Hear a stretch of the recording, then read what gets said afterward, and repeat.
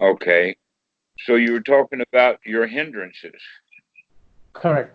So there are a lot of hindrances right now. So I've just made a note. So I just see what I can tell you from this. Um, so basically, there are too many distractions in daily life for me now, and so there are, I mean, sense desires. Obviously, there. I mean, I give into the sense desires most of the times. This moment is more important than being lost in sense desires. Uh, but at that moment, when the pull is so strong, it's hard to not to get pulled away by it, and I hence end up giving into those desires. I know this kind of comes with the practice. I'm trying to practice more and more, trying to come back more and Hmm. more, but I don't seem to be, progressing much.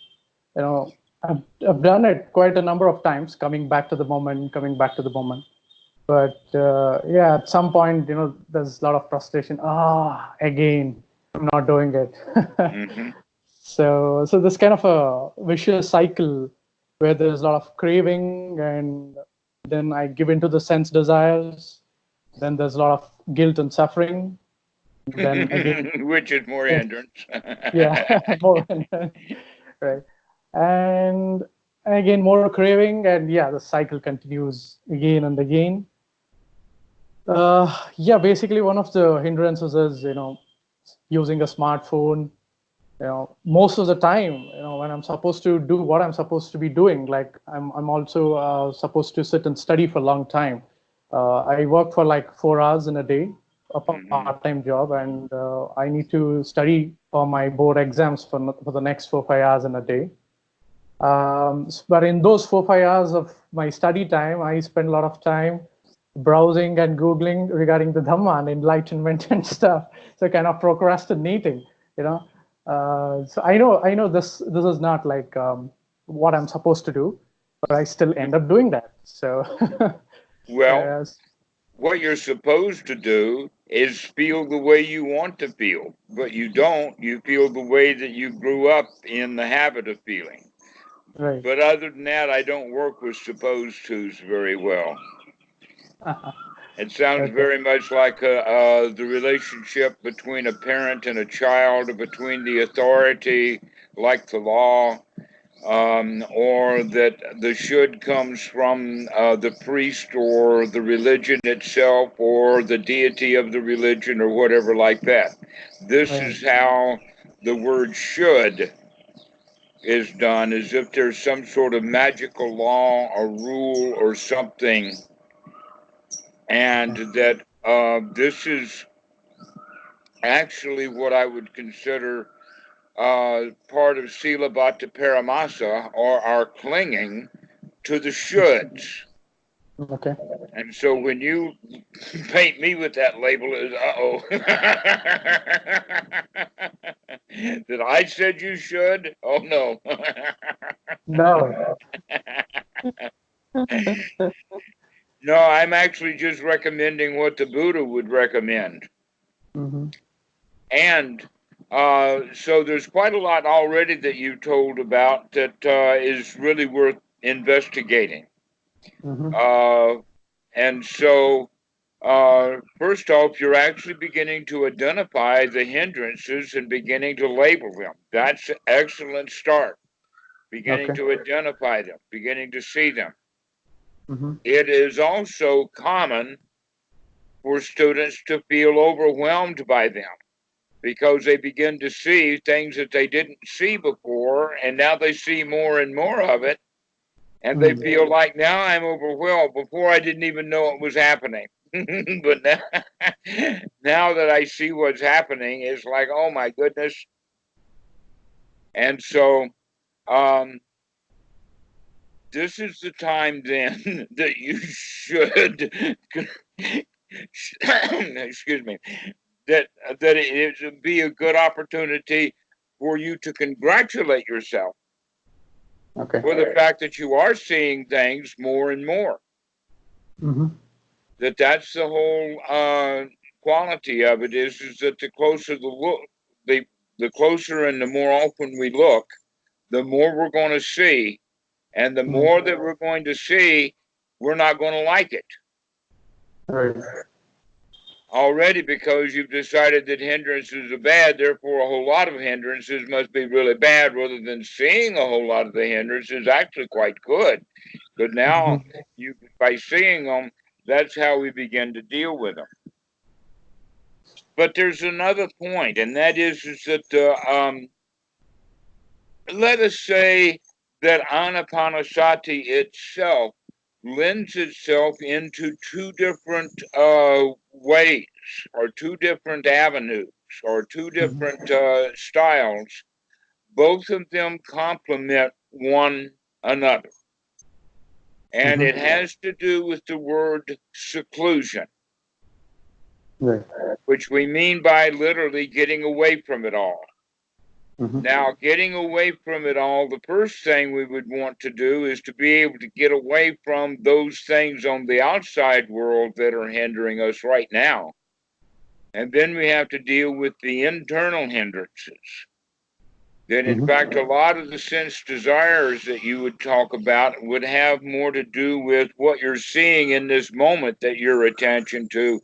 And so that becomes a hindrance. But then you can close your eyes or go away, and you can still remember those things, and we will still cling to those central hindrances. So now we're working on the inside. And so beginning to make this distinction is part of your investigation, is what is on the inside and what is on the outside. Right. There are several different scientific qualities to what I'm talking about. One would be that divers, if they want to make sure that they are investigating an area thoroughly because they think there's gold buried there or something like that, then they will put a stake in the sand or the mud or the bottom, and then they will slowly let out a rope as they circle further and further and further out, so that each time that they're letting a little rope out, they're covering a wider piece of territory, knowing that they've already covered the inner territory. Right. All right, so that's kind of how we're going to be doing the practice anyway. And so the very beginning student, the right way to begin is with seclusion, getting away from the outside world so that we can begin to identify these internal hindrances, that which is already there, as opposed to the new territory. Now, the Buddha had an analogy for this. And that because in giving this analogy, he makes a profoundly important statement. And he says, this analogy that I'm about to give is my own. I came up with this. Now, what he's saying through indication is a lot of the teachings of the Buddha, actually he borrowed, or he was taught things like that. That I often, or almost in general, give homage back to Bhikkhu Buddhadasa, back to the Buddha, because what I taught was what the Buddha taught, but much of what the Buddha taught was already well known. Even the path that he talks about is an old path that had been well tried, but that he merely discovered it. What that begins to do, it begins to put the Buddha back on a human level rather than up there at the godlike level. That much of what he taught, he recognized that he borrowed.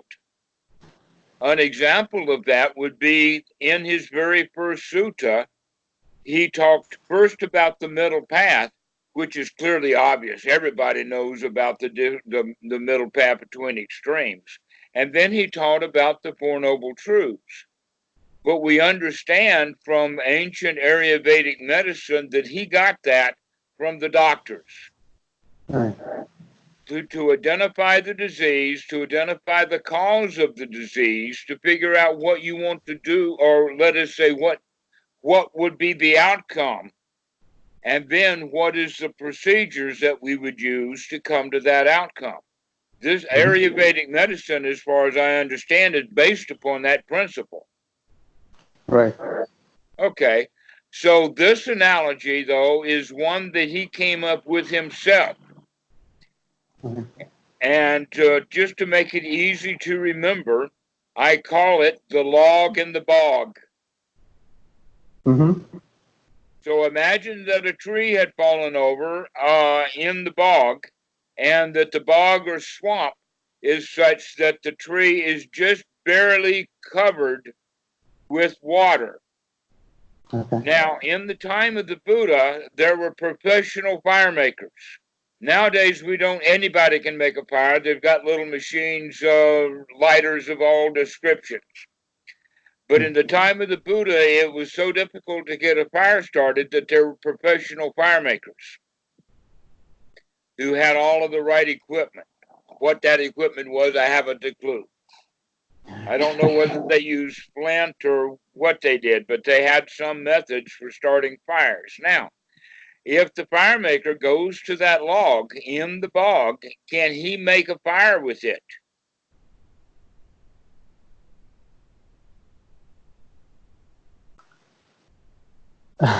No, he can't. It's waterlogged. Yeah. Right? Right. Yeah. Okay, so if that log is completely waterlogged, it can't be set on fire. Yeah. How, by the fire makers, I mean, we could take a modern day blowtorch and get it started. But we're not talking about that. We're talking about in the time of the Buddha, the way that they made fires. And so then the question would be, if we drag that log out of the bog onto the shore, it's still dripping wet. Can now it be set on fire? No. No, it's still soaked. However, if we leave it in the sun for a while, then at least part of the log will begin to dry out enough so that that part of the log can be set on fire. Yeah. All right, so this is the analogy that the Buddha uses for becoming secluded. We literally have to get the mind, the body out of the bog. In your case, Bangalore. So is it just by, closing my mind to hindrances, or physically getting away from, Actually, what we're getting at is what many people now refer to as going on retreat. Retreats? Yeah. I mean, I obsess over doing retreats just because of this reason. I know, in some part of time, I'll be doing retreats. Then obviously I've seen myself having a lot less hindrances there. So this is one reason I always, have so much less confidence for daily sittings and more obsessing over doing retreats. So I don't know. I mean, but at the moment, I don't have the opportunity to do retreats because I have some lot of responsibilities at home. So yeah. Well, you can. One of the things that they want you to do when you're on retreat. Well, I'll go through several of the items. To do the retreat, one of the things that they want the students to do is to come in kind of bare chested. No books, no cell phone, no laptop, no writing materials. You just come into that routine, that retreat, to deal with your own mind. Because most people deal with their mind by activities. And so by taking the activities away, now the student is kind of in the seclusion den so that he can begin to deal. Unfortunately, a 10-day course is not really long enough for the mind to get completely dried out. The first couple of days, the students are thinking about how they got there and what trouble it was and all the bookings and how I left everything behind and all of that. And then towards the end of the retreat, now we're planning on getting out of here. And so some students don't spend very much time actually doing the retreat. The next thing that we can talk about with the retreat is generally on the first day for new students, when they start recognizing the mind wandering away and coming back to the breath and taking deep breaths and focusing on the breath. What happens there is that they catch the mind wandering away and they don't like it. Because, I mean, anybody who hasn't meditated will think that they can do it. And they think that, oh, if I'm going to watch my breath, here I go, I watch my breath, and then they forget about it, and then they forget about forgetting about it. But in the retreat, that's about the only thing there is to do. And so in that first hour, they may see the mind wandering away 4, 5, 6 times. But by day 6, they see it wandering away 30, 40, 50 times in that hour. Okay, which is exactly what you're talking about, is that you're seeing the hindrances more and more. In this case, I'm talking about it in the sense of the mind wandering away from the breath, because that's the clearest indication that we have lost the mindfulness, because everything is based upon the breath. That so long as you're paying attention to the breathing and knowing that this is an in-breath, and knowing that this is an out-breath, and knowing that this is a deep breath, and intentionally taking deep breaths, so long as you're doing just that and that alone, that's anapanasati. Okay. Everything else is skill development on top of that.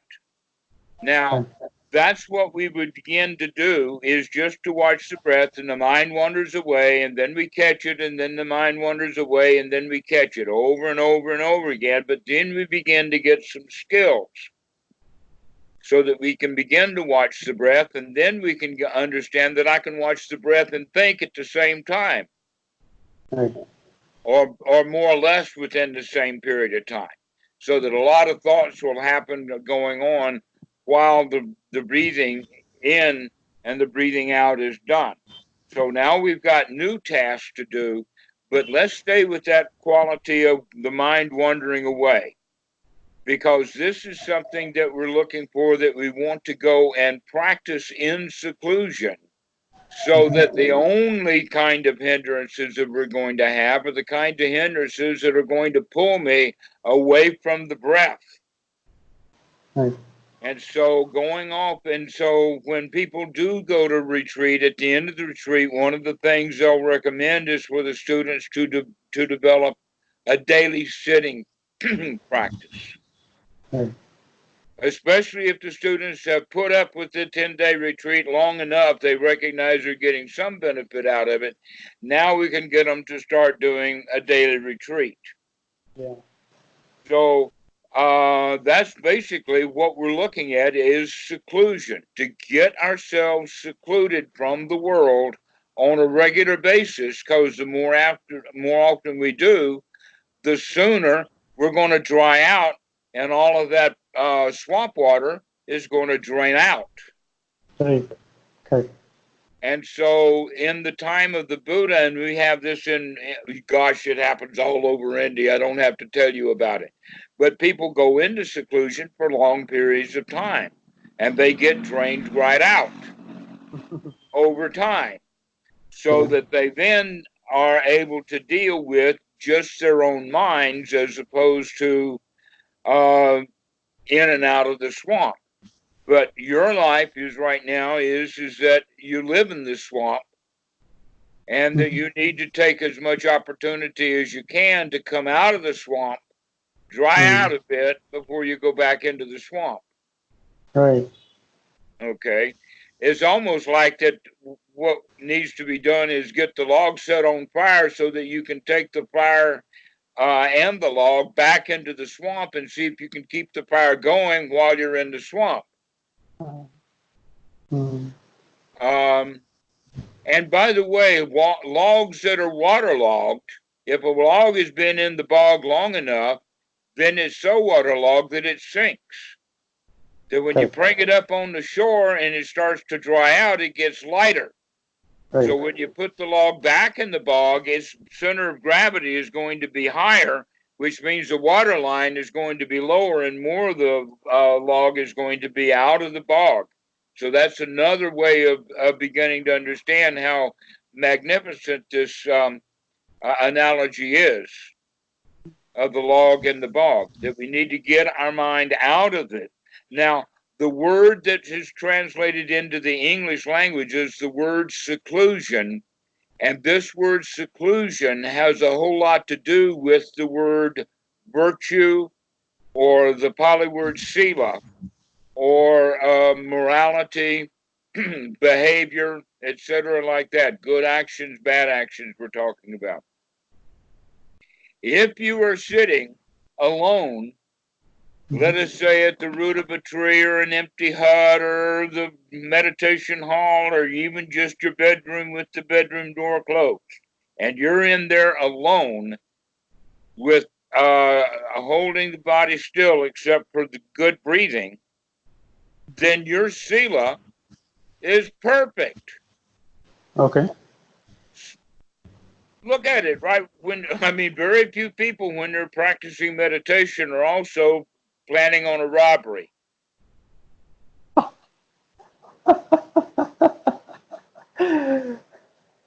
right, that we're actually beginning to think about wholesome things, and so even mentally, that our sila is much better, more improved, almost to the point that is, at least as far as physical activity goes, in our relationship to the world and other people, our sila is perfect, is pure.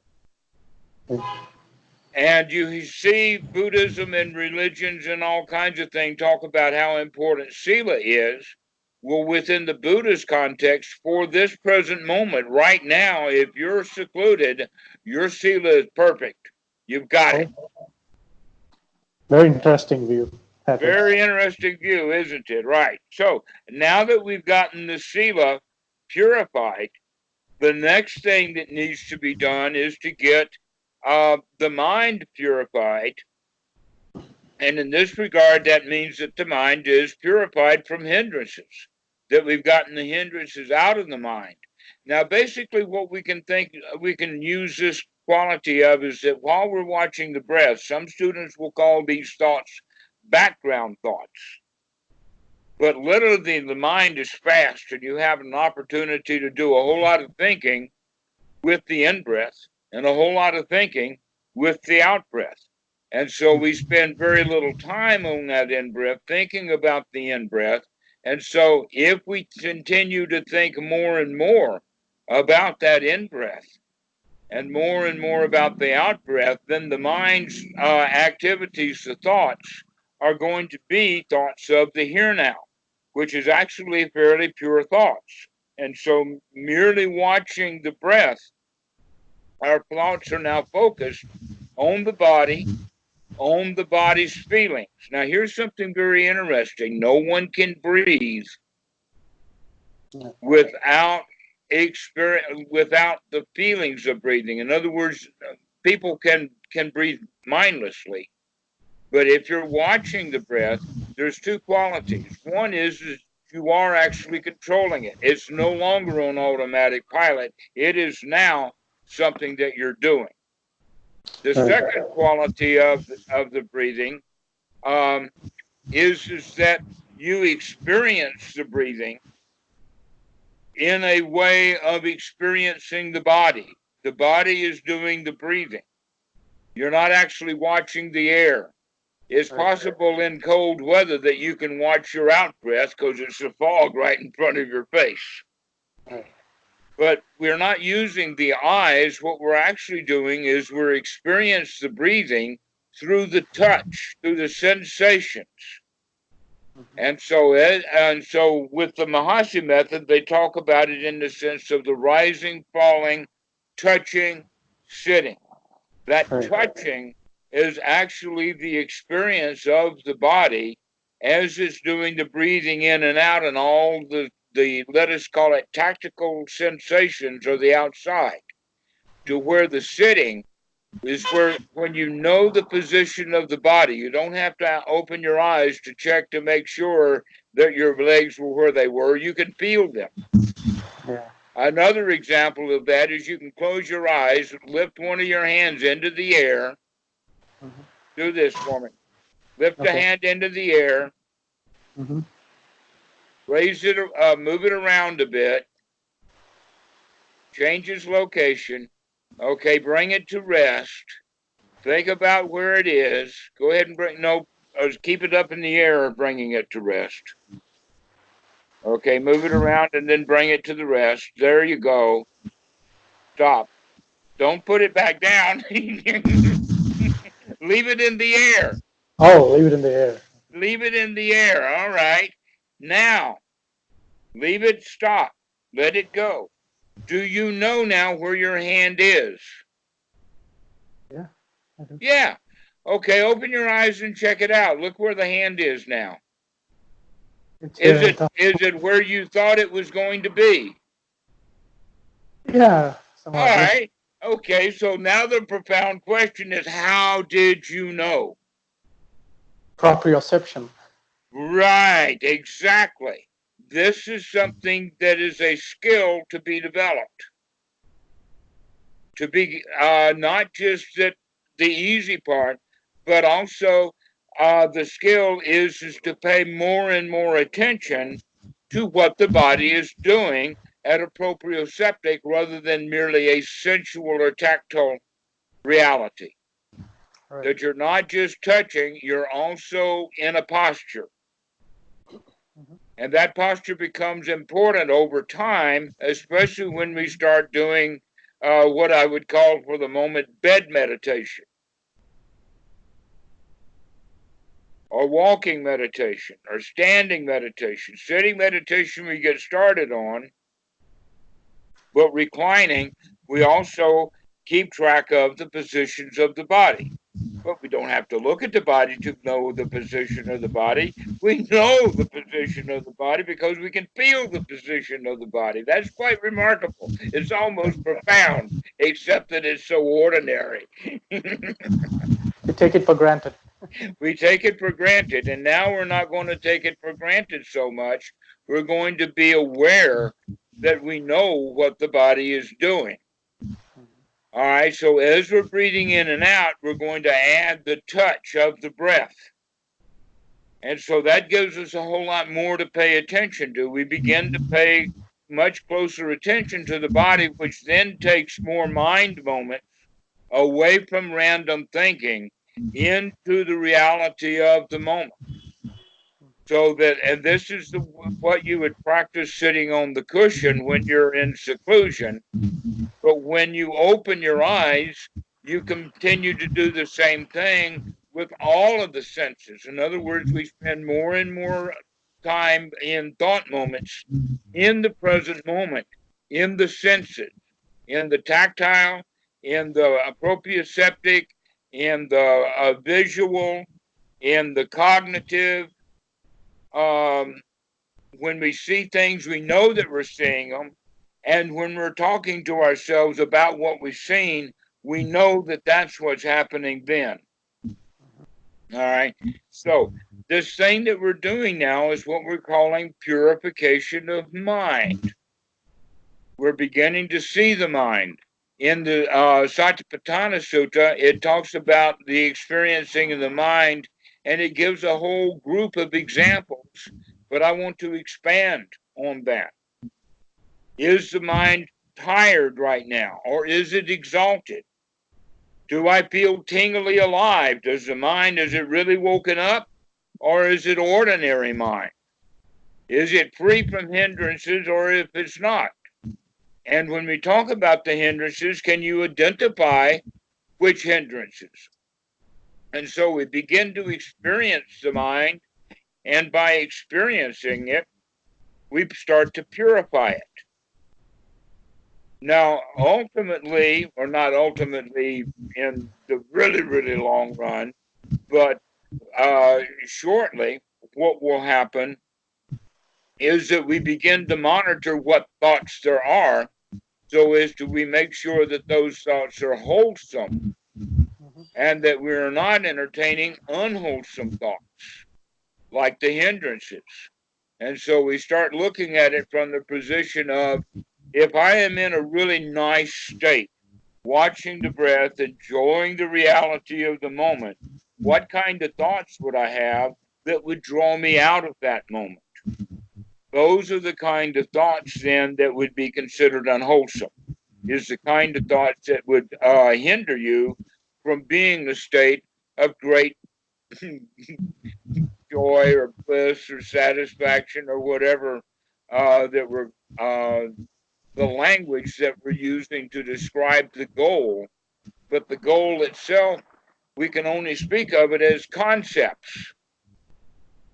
But when we experience it, we don't experience it as concept, we experience it as an experience.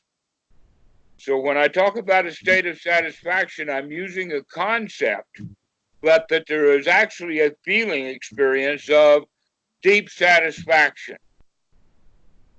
And it has words going with it like, wow, this is so nice. Or what a nice moment this is. Or this is really, really okay. This Sometimes morning, yes, go ahead. Sometimes when I try to, bring,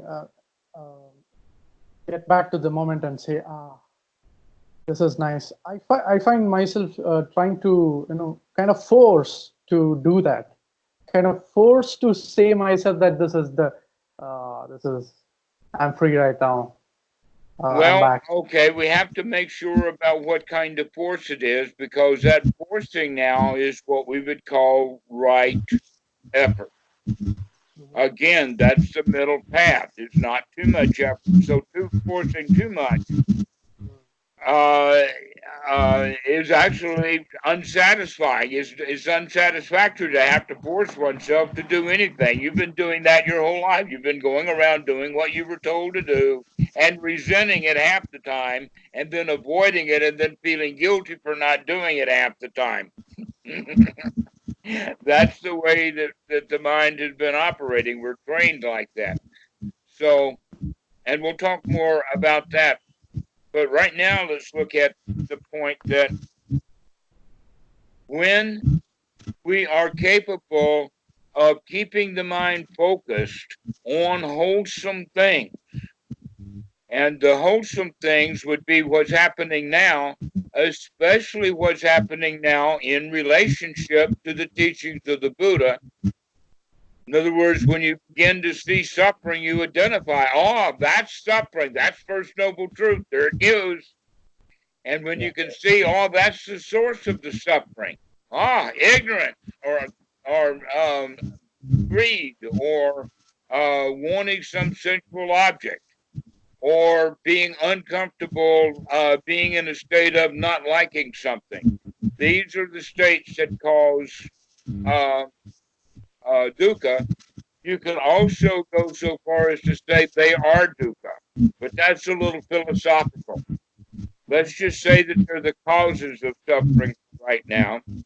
And so the third noble truth would be, and this is something a lot of students don't think about. I've heard that in the Vajrayana they talk about it some, but that's that third noble truth. What is it like to actually be free from suffering?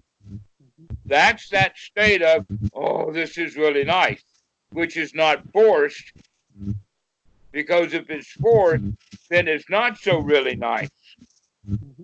All right, so there is a state where you can be free from suffering, and we practice that. Go ahead. Yeah, so that comes from an understanding that this moment is actually free. So that is still kind of philosophical. So I should logically understand that coming back to the breath is actually free. So then I force myself based on that logical understanding to come back to the breath. So that is kind of force that I'm talking about. But I do kind of understand that coming back to the breath is actually free. But that's still in a logical level. But to actually feel that in an experiential level, so that is where the conflict comes. Well, not actually free, but I'm trying to say that this is actually free. All right, now here's a kind of a trick then. Recognizing that those thoughts are actually just the same old hindrance that you thought you were free of. And so you can say, oh, there that stuff goes too.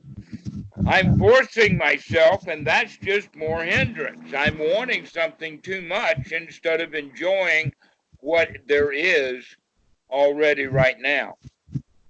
See, this is not, this, the joy is a skill to be developed, but it's developed by enjoying it right now.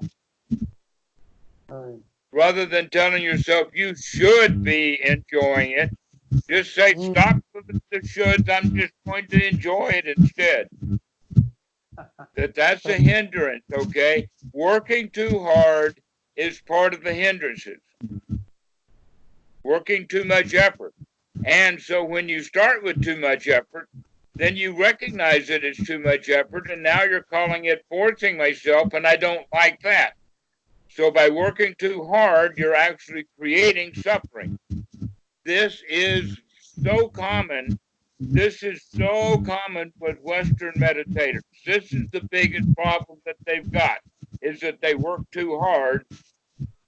There was even a book once written by a famous psychologist, and when the whole psychology profession saw what he had titled this book, it gave a huge, enormous laugh out.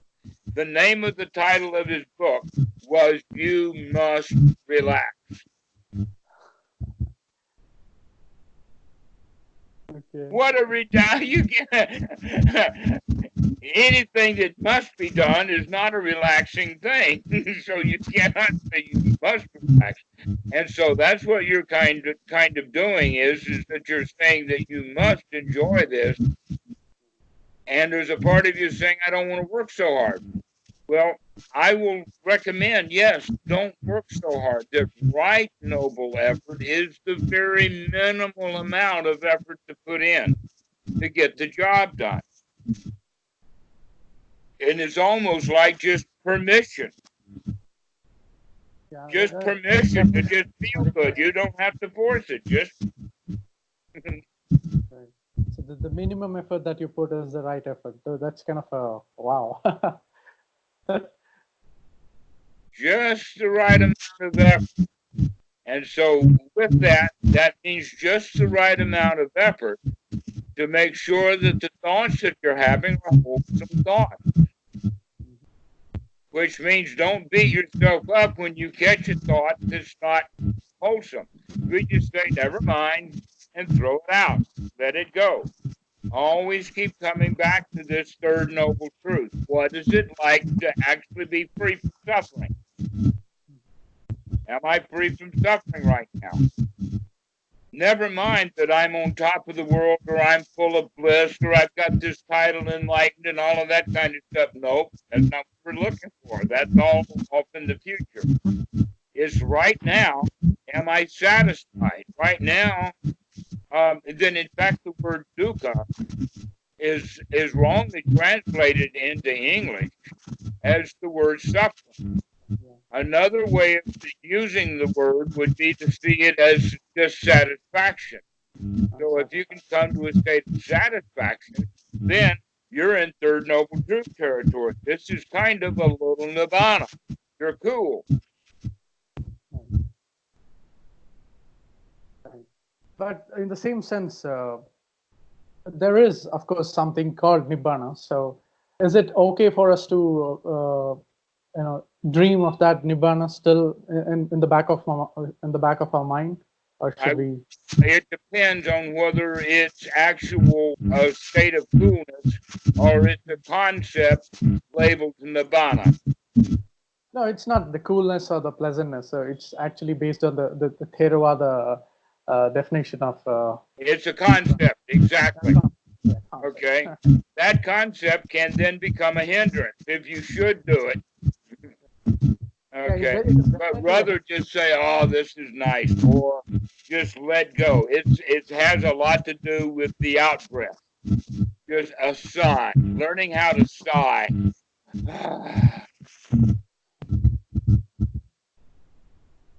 That's learning how to experience that sigh as if it were a sigh of relief.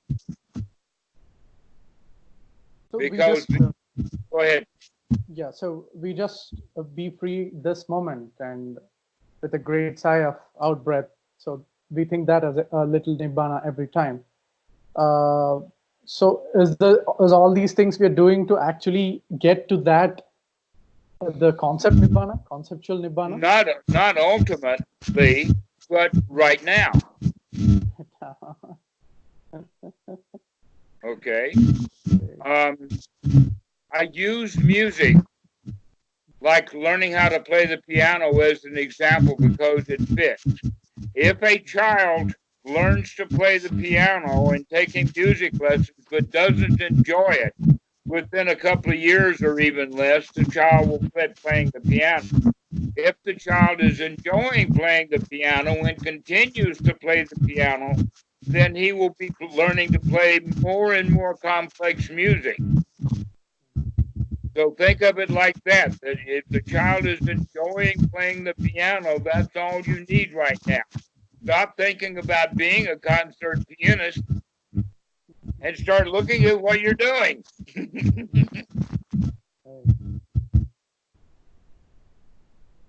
This future-oriented stuff, that's all hindrance. It's all conceptualization as opposed to just experiencing what's happening in this moment. So that we take a sigh, we take a relief, we let ourselves be free for a moment of all of the hindrance, including the effort that it takes to get into the state of being free from putting out too much effort.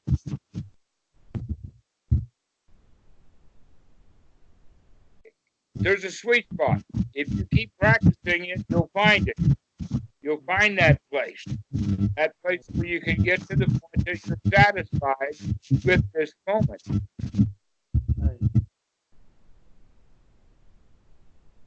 So yeah, so the point is that I have to get myself to that small sessions of seclusions.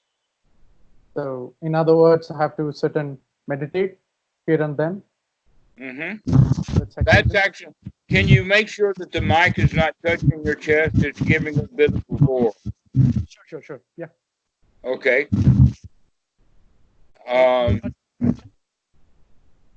Yes, when you're talking, it sounds good, but when you're listening to me, I hear a background roar. Oh, okay. So my question was, so the point is that I should get myself secluded and do the sitting meditation often to actually. Yes, the more often, small amounts of time rather than long periods of time, but just getting yourself away throughout the day as best you can, but also to practice for a while. So we use the sitting time as actual practice. I'm going to intently make sure that I can be in this state. And if the mind wanders away, my only job is to catch it and bring it back. Which means that now things are a whole lot less complicated than they are when you're out in the world.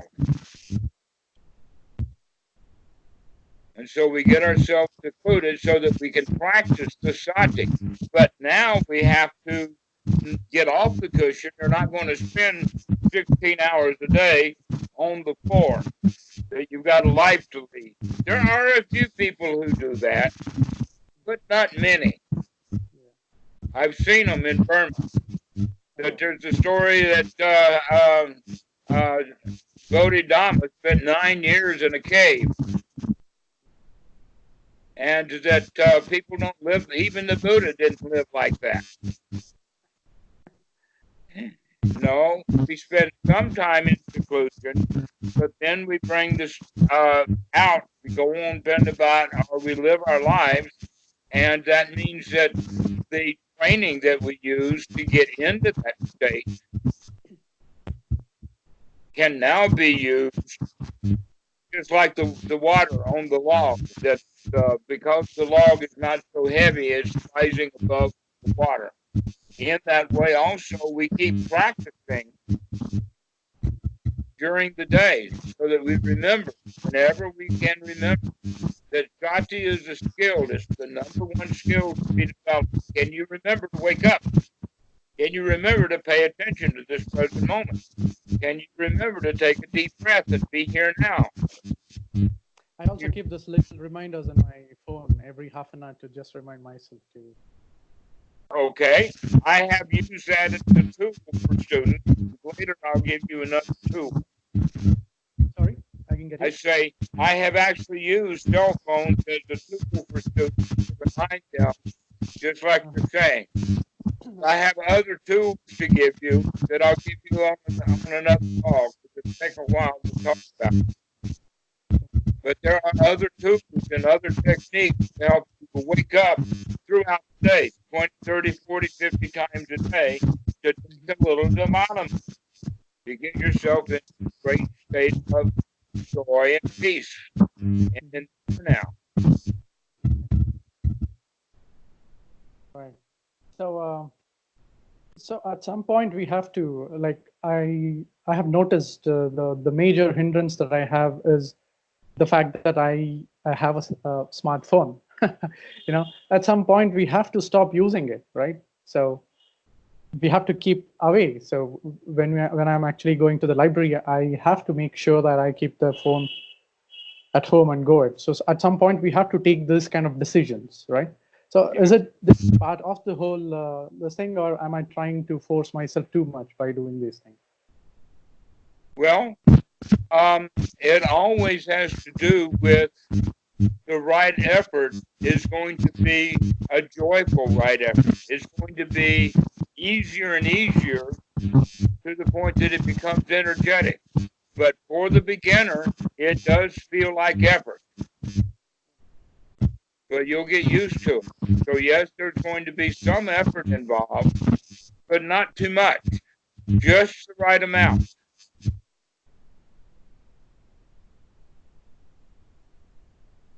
So, and you'll have to figure that one out for yourself. I can't tell you exactly how to do it. Yeah, I get it. Yeah.